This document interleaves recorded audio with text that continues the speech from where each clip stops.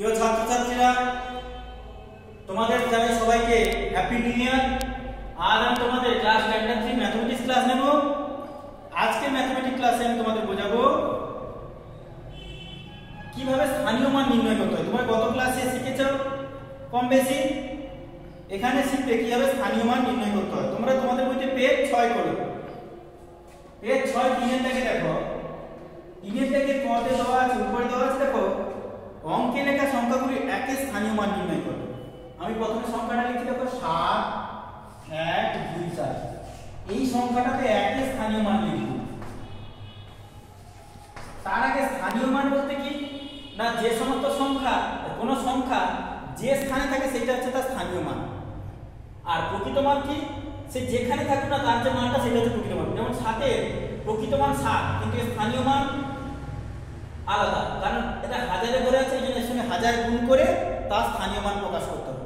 তাহলে স্থানীয় মানটা হচ্ছে কি না, কোন সংখ্যা বা কোন অঙ্ক, সংখ্যার অঙ্ক যে স্থানে থাকে, কোন সংখ্যাতে অঙ্কগুলো যে স্থানে থাকে সেটা হচ্ছে তার স্থানীয় মান। ধরো এখানে একটা অঙ্ক 7124 হচ্ছে সংখ্যা, 7124 একটা সংখ্যা, তার একের স্থানীয় মান চেয়েছি। একটা কি, এই সংখ্যাটার একটা অঙ্ক। এই সংখ্যাটা কি কি অঙ্ক নিয়ে গঠিত হয়েছে? 7 1 2 4 নিয়ে। তাহলে এই এক যে অঙ্কটা, এর স্থানীয় মান আর প্রকৃত মান। তাহলে স্থানীয় মান কোনটা? এখানে যেহেতু স্থানীয় মান করছি সেই জন্য বলি স্থানীয় মান বলতে সেটা যে স্থানে আছে। কোন স্থানে আছে? শতকের স্থানে, তাহলে তার সঙ্গে তোমরা 100 গুণ করে দিও। শতকের স্থানে আছে মানে 1 লিখে 100 গুণ করে দিলে, যেহেতু একের স্থানীয় মান চেয়েছে, যার স্থানীয় মান চাইবে তার সঙ্গে যদি দশকের ঘরে থাকে 10 গুণ, শতকের ঘরে থাকলে 100 গুণ করে দেবে, হাজারের ঘরে থাকলে 1000 গুণ করে দেবে। তাহলে এখানে যেহেতু শতকের ঘরে আছে 100 গুণ করে দিলাম, তাহলে এটা হচ্ছে তার স্থানীয় মান। তাহলে এটা আমি ভাষায় লিখি, একের স্থানীয় মান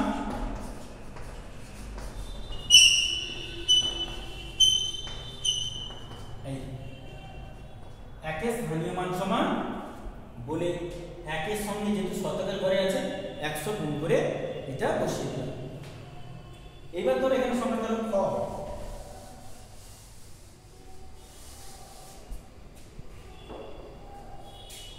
খরটা কি আছে কি না 8 7 2 1 5।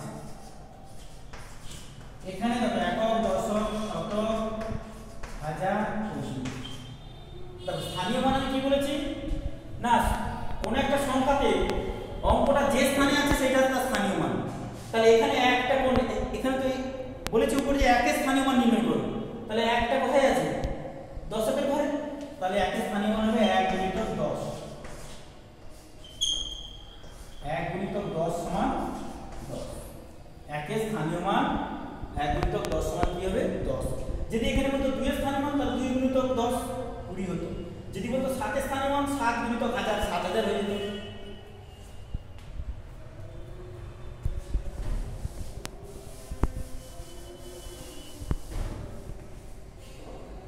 এরপর পদটাকে কি দেওয়া আছে?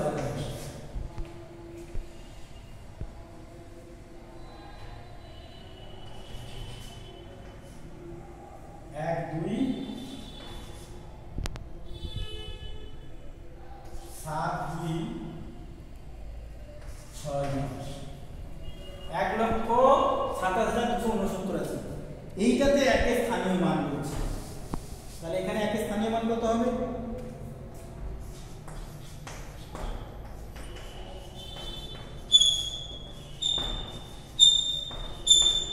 এখানে দেখো লক্ষ মনে 1 লিখে থাকে, 1 লিখে 5টা শূন্য দিয়ে গুণ, 1 গুণিতক 1 লিখে 5টা শূন্য দিয়ে গুণ। কারণ আমরা এর আগে শিখেছি লক্ষতে কটা শূন্য থাকে? 5টা শূন্য থাকে। না হলে সহজভাবে যদি বুঝতে চাও তাহলে 1 এর পরে কটা অঙ্ক আছে? 1টা 2টো 3টে 4টে 5টা, তার মানে 1 লিখে 5টা শূন্য দিয়ে গুণ করে বসিয়ে দেবে। আর না হলে 1 লক্ষ মানে কি, 1 লিখে 5টা শূন্য দিয়ে গুণ। এরপর ঘর ব্র্যাকেট আছে,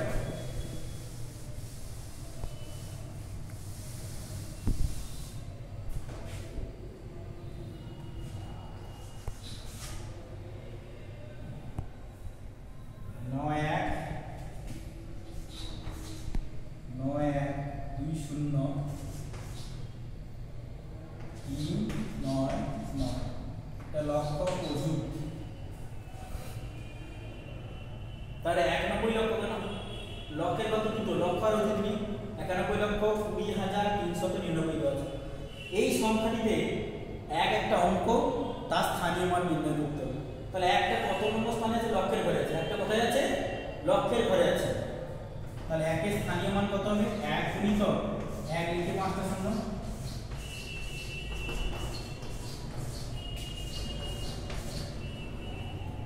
তাহলে একটা লক্ষের ঘরে আছে, তাহলে 1 লিখে 5টা শূন্য দিয়ে গুণ, মানে এটা 1 লক্ষই হবে। তাহলে এই সংখ্যাটাতে একের স্থানীয় মান হচ্ছে 1 লক্ষ। এবার মোট দাগে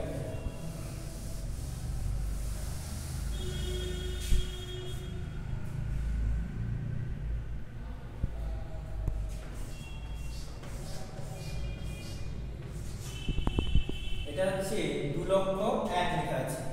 এখানে একের স্থানীয় মানটা কত? না, এখানে একের স্থানীয় মানটা হবে, যেহেতু এককের ঘরে আছে তাহলে এর কথা কেউ নেই, 1 গুণ হবে।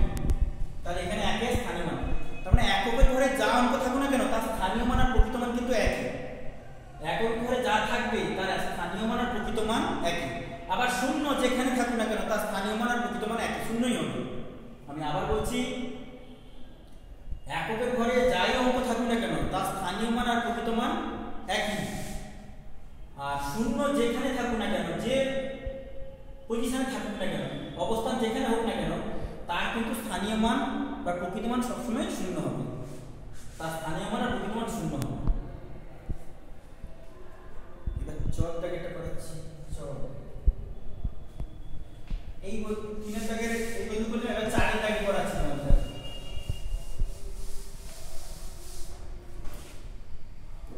4 দাগে বলেছে স্থানীয় মান অনুসারে সংখ্যাগুলি বিশ্লেষণ করো। ধরো 4 দাগে কল কি আছে? 916, এর উপরে একক দশক শতক হাজার লিখে দিই। তাহলে এটা কার ঘরে আছে? শতকের ঘরে আছে। সমান শূন্য দিলে 9 থেকে 0 যুক্ত, এটা কত ঘরে আছে? দশকের ঘরে, মানে 10 গুণ আর একক ঘরে সরাসরি বসে দেব। কি করে করলাম? শতকের ঘরে আছে, তাহলে 9 লিখে 2 শূন্য। শতকের ঘরে থাকলে 100 মানে 2 শূন্য, তাহলে একে 9 কে 100 দিয়ে গুণ, স্থানীয় মানে সাজাই। 9 কে 100 দিয়ে গুণ করলে কত? 900। 1 কে 10 দিয়ে গুণ করলে কত? 10। আর 6 কে 1 দিয়ে গুণ করলে 6। কারণ এই স্থানীয় মান মানে এককের ঘরে থাকলে 1 গুণ, দশকের ঘরে থাকলে 10 গুণ, শতকের ঘরে থাকলে 100 দিয়ে গুণ করে পরপর বসিয়ে দেব। আমি একটা গুণ করে বসিয়েছি দেখাচ্ছি, এটাকে আমি এরকম ভাবে লিখতে পারি। কারণ যদি বুঝতে অসুবিধা আছে এরকম ভাবে প্রথম বুঝে দিতে পারি।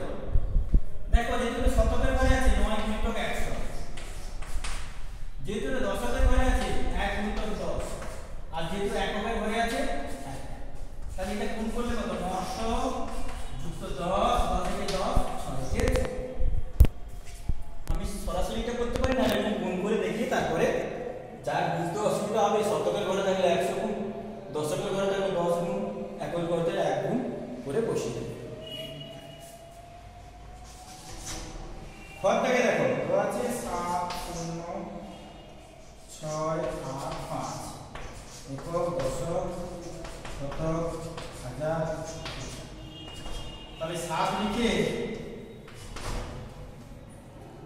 কত অযুত আছে, তার মানে 10,000 দিয়ে গুণ, একক দশক শতক হাজার, 10,000 দিয়ে গুণ হবে। দেখো 7 এর পরে কটা অঙ্ক আছে? 1 2 3 4, মানে 1 লিখে 4টে শূন্য দিয়ে গুণ। তারপরে শূন্য আছে, শূন্য বসে যাবে। 6 লিখে এটা কত ঘরে আছে? শূন্যকে আর গুণ করে দেখাচ্ছি না, শূন্যকে হাজার দিয়ে যাই দিয়ে গুণ করবে না কেন, শূন্যই হবে। 6টা কত ঘরে আছে? শতকের ঘরে, তাহলে 6 গুণিতক 100 যুক্ত 8টা কত ঘরে? দশকের ঘরে, 8 গুণিতক 10, আর 5টা এককের ঘরে আছে, তাহলে 1 গুণ হবে। অযুতের ঘরে 7 আছে, মানে 7 লিখে 10,000 দিয়ে গুণ করলাম, মানে 7 এর পর 1টা 2টো 3টে 4টে অঙ্ক, তাহলে 1 লিখে 4টে শূন্য দিয়ে গুণ। হাজারের ঘরে শূন্য আছে, শূন্য বসিয়ে দিলাম। আর শতকের ঘরে 6 আছে, 6 গুণিতক 100, দশকের ঘরে 8 আছে, 8 গুণিতক 10, 5 গুণিতক 1। তাহলে এইটা গুণ করব বলে 7,000 70,000 যুক্ত শূন্য, তো আর শূন্য বসানোর দরকার নেই। আচ্ছা বসাও, 600 যুক্ত 80 যুক্ত